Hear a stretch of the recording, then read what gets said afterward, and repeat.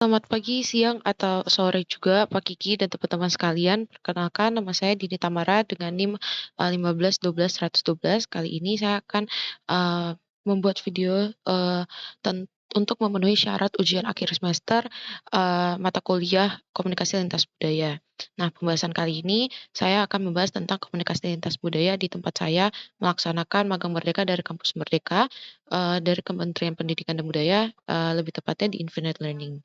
Nah, sebelumnya saya akan, menceritakan dulu nih, Infinite Learning ini sendiri. Infinite Learning sendiri adalah perusahaan berbasis di Batam yang memiliki karyawan, intern, dan student, dan partner juga dari luar negeri.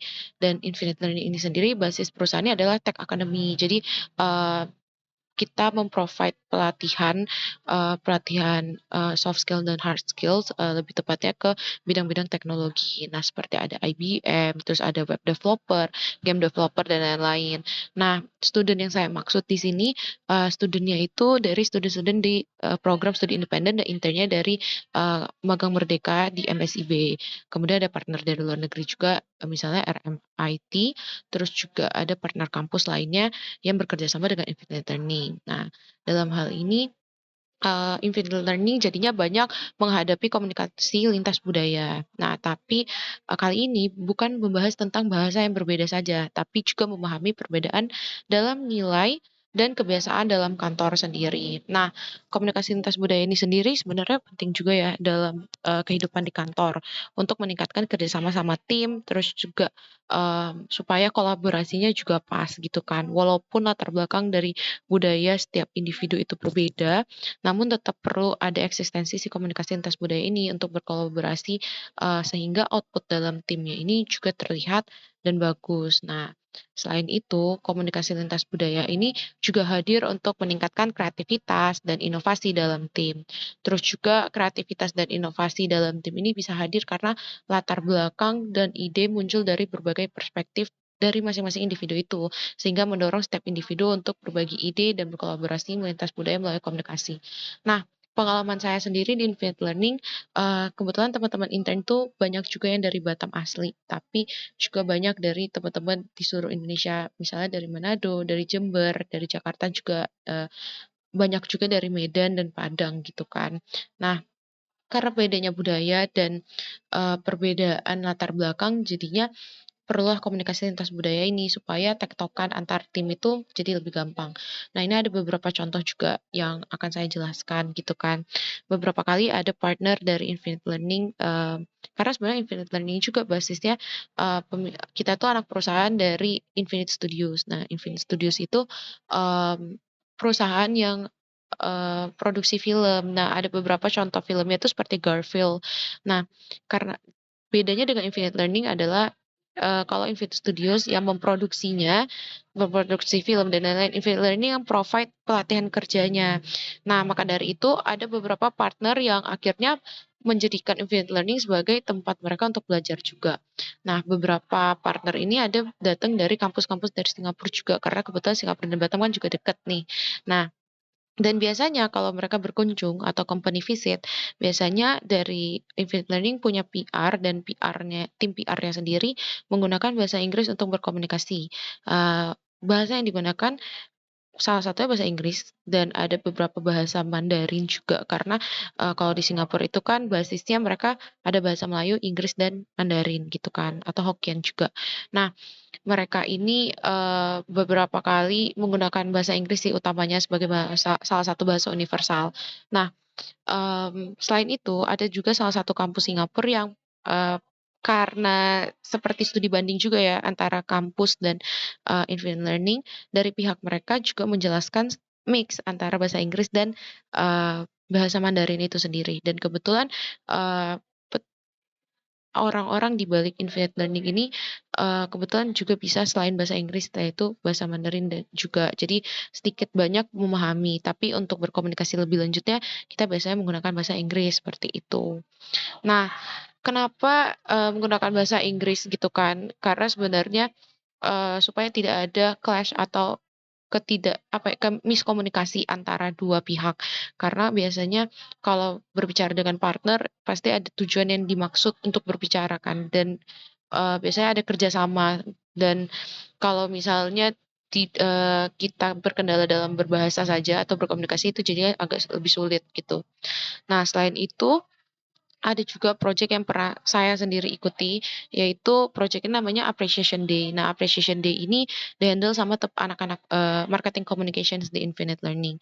Pada saat itu saya, menjadi stage manager dan Appreciation Day ini hadir sebagai space untuk seluruh mitra, partner kampus dari Infinite Learning ini sendiri, supaya bisa bersilaturahmilah kepada Infinite Learning dan kita mau appreciate partner-partner kampus yang sampai detik ini masih mendukung Infinite Learning.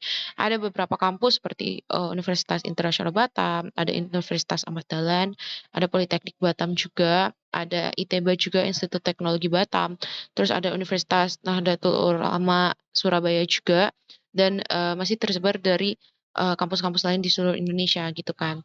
Nah, dalam acara ini sendiri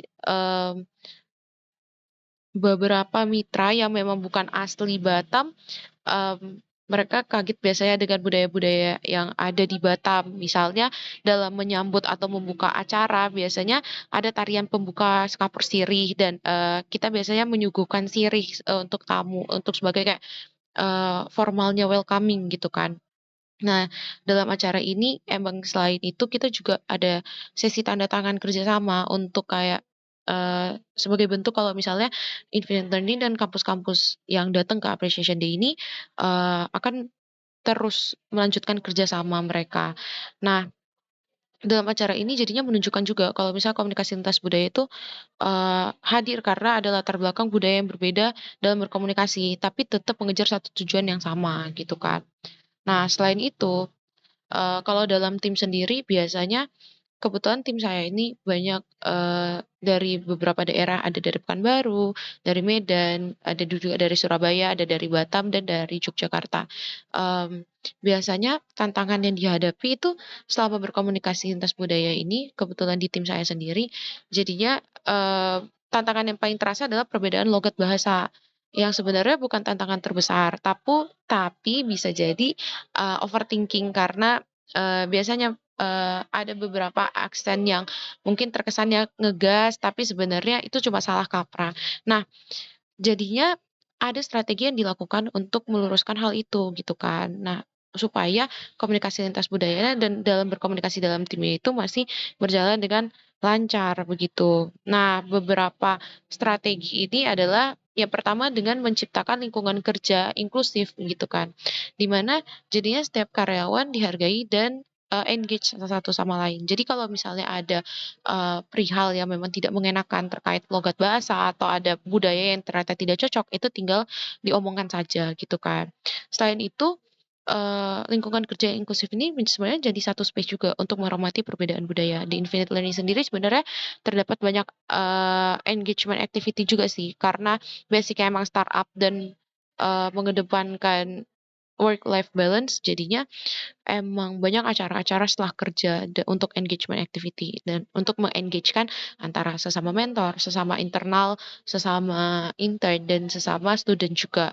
Nah, acara-acara ini ada seperti halal bihalal gitu kan. Terus juga biasanya setiap hari Jumat kita ada free day. Jadi emang setiap Jumat itu tidak bekerja, tidak membahas kerjaan, tapi biasanya kita nonton bareng di gedung satu, pakai proyektor atau sesimpel kita main pingpong bareng atau ngobrol di open space, seperti itu.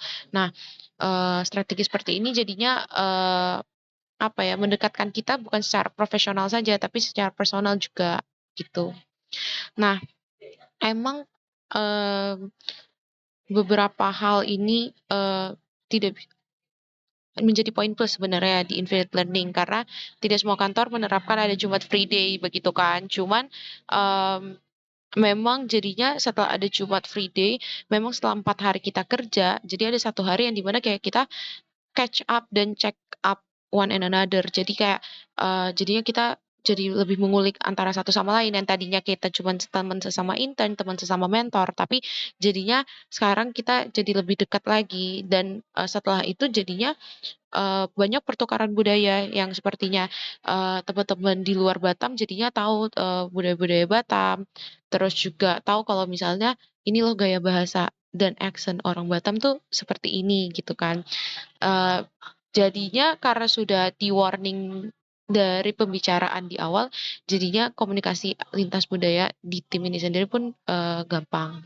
Nah, akhir kata sebenarnya komunikasi lintas budaya itu penting walaupun ada tantangannya tersendiri. Nah, sebenarnya bukan tantangan yang tidak bisa kita hadapi, bisa kita hadapi kok, asal dengan usaha yang pas gitu kan. Kita bisa mengubah tantangan itu menjadi kunci sebenarnya untuk memperkuat komunikasi tim, sehingga output yang ingin dicapai dalam tim itu dan dalam company itu bisa tercapai bersama. Infinite Learning sendiri sebenarnya punya 13 budaya. Nah, tapi saya akan meng-highlight satu budaya yaitu CCA. CCA itu communication, collaboration, sama adaptive. Jadi gimana caranya kita setiap anak-anak dari Infinite Learning itu memegang CCA tersebut. Nah, karena hal inilah jadinya kita dapat mendukung komunikasi lancar dan lingkungan kerja yang inklusif dan nyaman juga. Sekian pemaparan dari saya. Terima kasih banyak.